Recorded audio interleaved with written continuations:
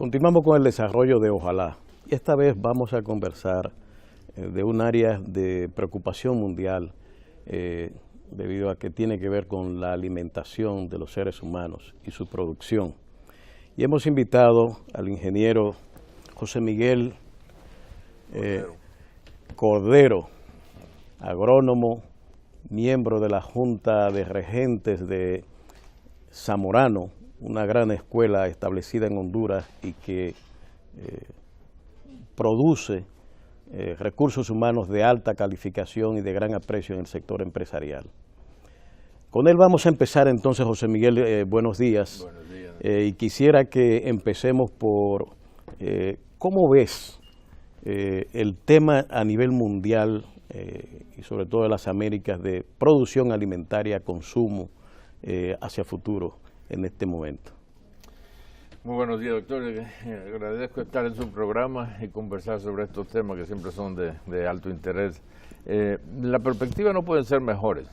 Si nos vamos al marco macroeconómico mundial, el entorno mundial, a pesar de las amenazas de guerra de comercio, etcétera, etcétera, la demanda continúa ahí y el mercado son vasos comunicantes que buscan la forma de equilibrarse. Tal vez por primera vez en muchos años la perspectiva de desarrollo económico de todas las regiones es muy positiva.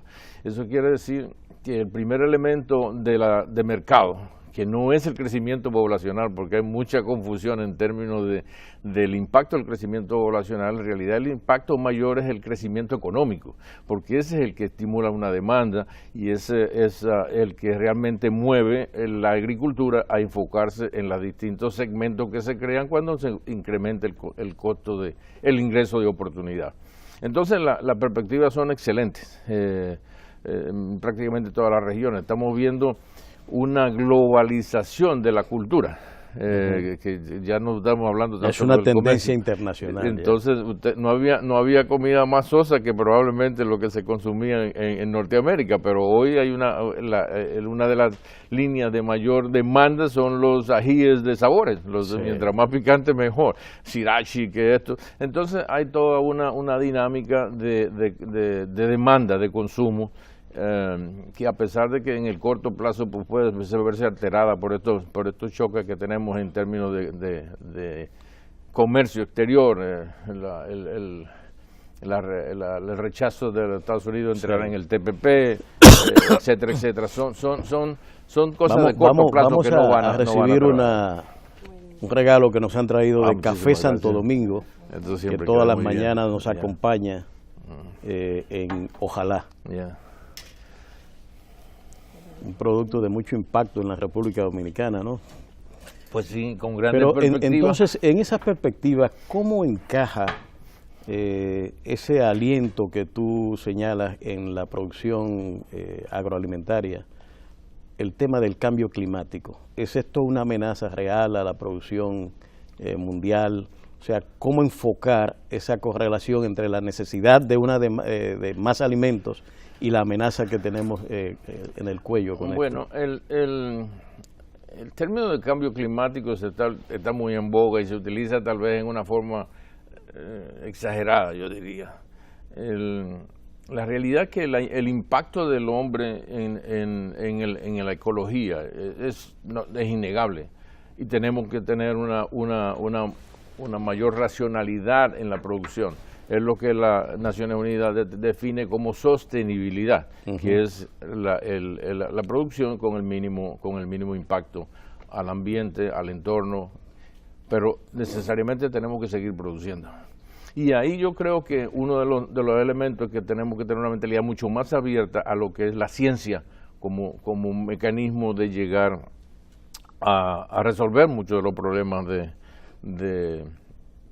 del impacto que tiene Es decir, la ciencia tiene que estar dando respuesta. Tiene que estar dando a respuesta. los cuestionamientos. Le doy un ejemplo clásico. Nosotros tenemos ahora mismo el banano, sí, uno de los productos más importantes en la alimentación mundial. Tenemos una grave amenaza de una enfermedad nueva. Bueno, un resurgir de una nueva línea de enfermedades. Pero no la sigatoca. TR4, no estamos hablando Una nueva. moco, una bacteria mucho más devastadora, que fue la que acabó con la industria bananera centroamericana en los 40. Es decir, creó la sustitución del antiguo banano Johnson por la nueva variedad de Cavendish.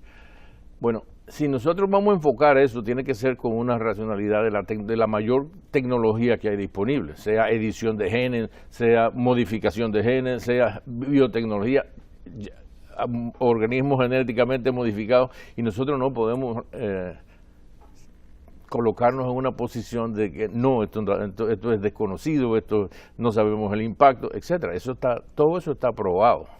Es decir, el impacto de los organismos genéticos modificados en la agricultura no pueden ser negados, no se pueden rechazar, porque realmente esa es una de las vías para nosotros poder enfrentar el reto de poder producir 70% más, que es la demanda hacia el año 2050, con solamente el 10% de expansión de la frontera. Entonces, si vamos a buscar ese volumen, si vamos a tener la obligación de producir esa cantidad de alimentos, pues entonces tenemos que irnos a la mayor tecnología. Estamos hablando de edición de genes, estamos hablando de agricultura de precisión, estamos hablando de... ¿Y en materia de suelo? ¿En materia de? Suelo. Bueno, uno de los programas de más impacto que se está desarrollando en Sudamérica es la renovación, llamémoslo, de suelos degradados.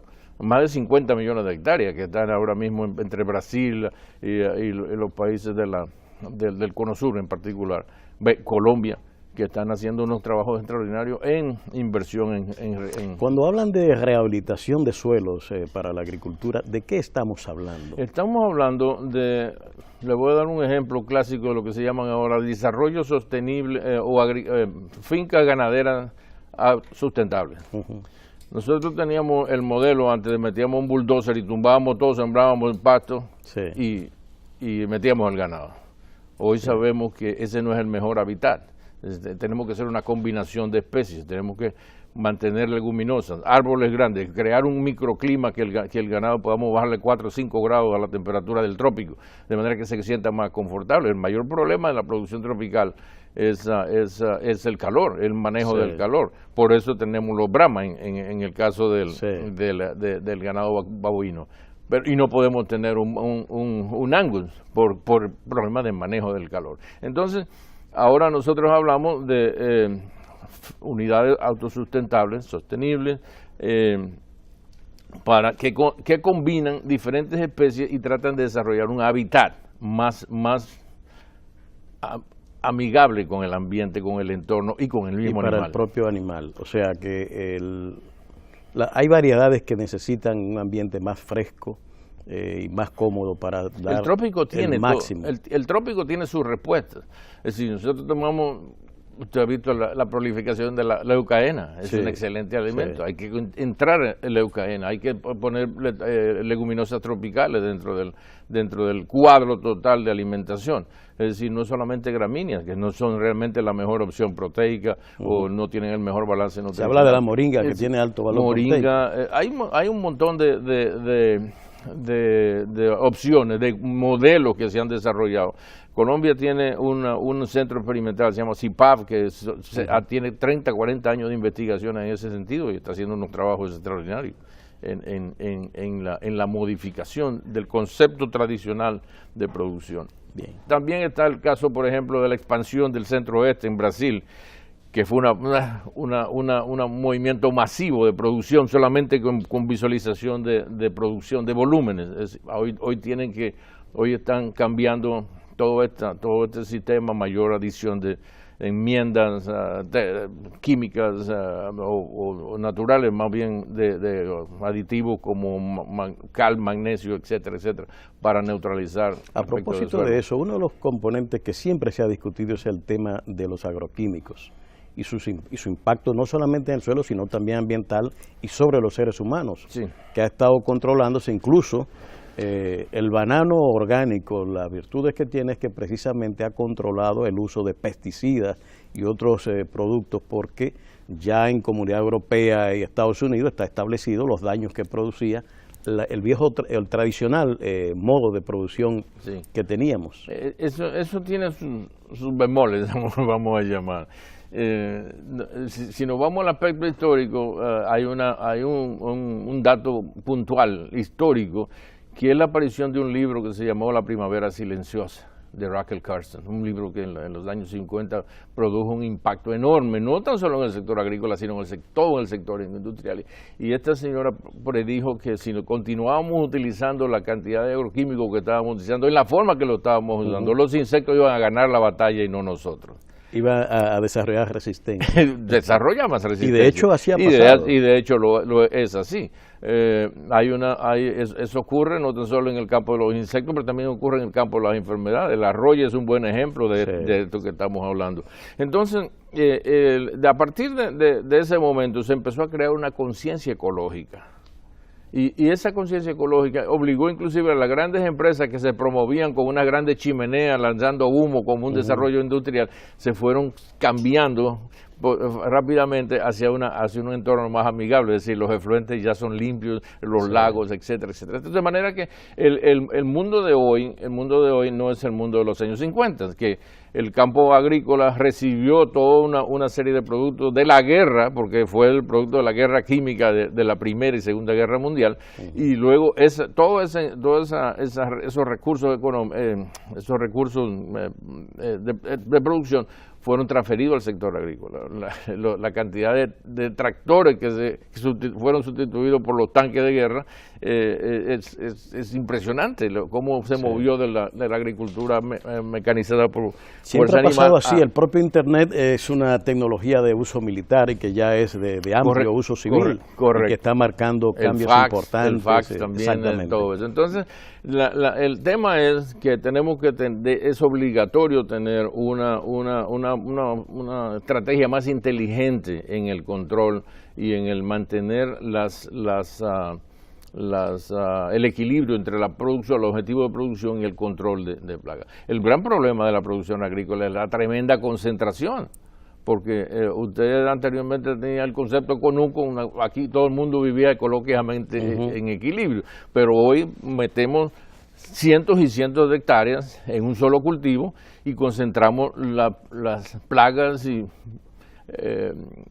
enemigos del cultivo que están relacionados con él. Entonces hay una contradicción porque estamos promoviendo también el desarrollo. A propósito de eso, uno de los factores claves en materia de producción agrícola es el agua. Y justamente o por cambio climático o por contaminación o por desmonte de los bosques que se ha dado, es claro de que el agua a nivel mundial está cada vez escaseando más. Claro. Y que los niveles de los ríos ha disminuido. Sí. ¿Cómo enfocar la gran demanda alimentaria a futuro que tiene el mundo con el cambiante mundo del agua que se está dando? Bueno, yo creo que el ciclo del agua es un ciclo realmente cerrado. Lo que hemos cambiado es las capacidades de captación de esa agua. Al desmontar, pues hay una correntía más rápida, etcétera, etcétera. Tenemos que volver a recuperar los bosques, eso no hay duda. Tenemos que ser más exigentes en mantener esa cobertura. Más bosques y más tierra para producción agropecuaria porque estamos demandando cada vez más alimentos. Pongo un ejemplo. La demanda de carne de China ha crecido enormemente porque ha creado una clase media gigantesca de muchos millones de personas que están demandando carne, que antes no era su demanda. Sí. En ese contexto contradictorio, a ese que me refiero. Bueno, evidentemente que es una situación que requiere un análisis realmente profundo, porque los modelos de producción de la época de volumen, de producción de volumen, que lo llamamos la época intermedia, de los años 50 a los años 60, que era revolución verde, crecimiento, ampliar. Se producía más que lo que se demandaba prácticamente. Es correcto, bueno, depende, porque en algunos casos, por ejemplo, el caso de trigo y arroz, fue una salvación para millones de personas que pudieron... Aquí llegaba la PL 480. La PL 480 fue un mecanismo de... Si nos vamos a ese punto, el modelo de producción agrario de los años 50 se fundamentó en dos aspectos importantísimos en el aspecto macroeconómico. Los Estados Unidos garantizándole precios y mercados a sus productores, y Europa garantizándole ingresos a sus productores. Entonces eso creaba unos volúmenes enormes de excedentes de producción que no eran consumibles. ¿Y dónde terminaban? Terminaban en los países nuestros, sí, con préstamos, con la PL 480, con préstamos. Pero jugó un gran papel social esos programas, ¿no? Claro, claro, porque trajeron alimentos para remediar. Y baratos. Pero volvamos al tema ambiental. Nuevamente la tecnología juega un papel importante. Es decir, hay el desarrollo de la misma agricultura urbana, donde estamos ahora produciendo en edificios. Eso es una tendencia. La utilización de agua ya no en forma abierta, sino en sistemas cerrados. Es decir, lo que estamos hablando es riego de precisión. Es decir, riego por goteo. Si usted todavía ve aquí, camina en Dominicana, ve una regola con una cantidad de agua que se pierde. Que es impensable y se pierde, ¿verdad? Exacto, se pierde una gran cantidad. Bueno, hay muchos países que eso ya lo han empezado a atacar. Recogen esa agua y entonces la canalizan. Canalizan y menor pérdida, menor corriente. Y así hay mayor uso eficiente. El agua es cara también. Y un problema que nosotros tenemos, que todavía cobramos agua por superficie y no por volumen. Así es. Entonces, si no le cuento, pues... Así es. José Miguel, la República Dominicana tiene el desafío de mejorar sus exportaciones agropecuarias. Sí. Pero para aumentar esas exportaciones hay que eficientizar el aparato productivo nacional.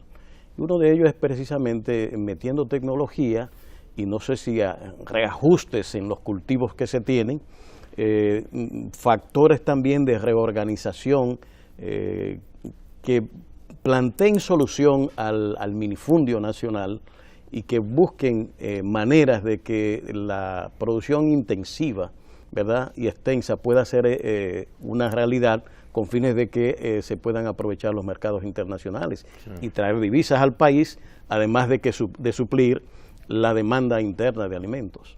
¿Cómo ves el problema? Bueno, complejo. Complejo porque nosotros, la agricultura dominicana, parece como que haberse quedado estancado en el modelo intermedio, el modelo de posguerra, que como usted sabe, se basó en una agricultura, por un lado, de autosubsistencia, autoconsumo, y por el otro lado, cultivos industriales, caña de azúcar, cacao, café, etcétera, etcétera. Nosotros parece que no hemos entendido muy claro esa transición y que hoy estamos en una agricultura donde el foco es el mercado, no la capacidad de producción. Entonces, esto es sumamente importante porque nosotros tenemos que abandonar el conuquismo. Es decir, yo camino por la región del este, por la frontera, y usted encuentra plátano aquí, un poquito de yuca aquí, un poquito acá, etcétera, etcétera, etcétera. Entonces, yo creo que es un uso poco productivo de la tierra, digamos. Es un uso muy, muy poco productivo de la tierra. Entonces, si usted va ahora mismo a un país de más o menos dentro de nuestra misma estructura macroeconómica, por ejemplo Honduras está empezando a desarrollar clústeres efectivos de producción, en lo cual hay una excelente combinación entre inversión en capital privado y la integración de pequeños productores. Es lo que nosotros queremos llamarle un modelo de coordinación horizontal, de integración horizontal, aunque se oiga extraño, porque el modelo de integración es vertical y implica que usted tiene todos los recursos de producción dentro de una sola columna. Pero en este caso hay inversiones de capital importantes en el desarrollo de de producción hacia mercados externos. Le voy a dar un ejemplo importante. En Honduras no se consume molondrón. Sin embargo, exportan 25 millones de cajas de molondrones al año al mercado de los Estados Unidos. ¿Por qué? Bueno, un empresario empezó a producir molondrones, lo encontró un buen negocio, productor de vegetales. En lugar de tratar de invertir capital en comprar tierra y expandir la producción, simplemente empezó él tiene una planta asociar productores locales. Exactamente. Entonces nosotros necesitamos modelos asociativos, pero modelos asociativos basado en el mercado, entre gente que tengan capacidad de aportar diferentes diferentes...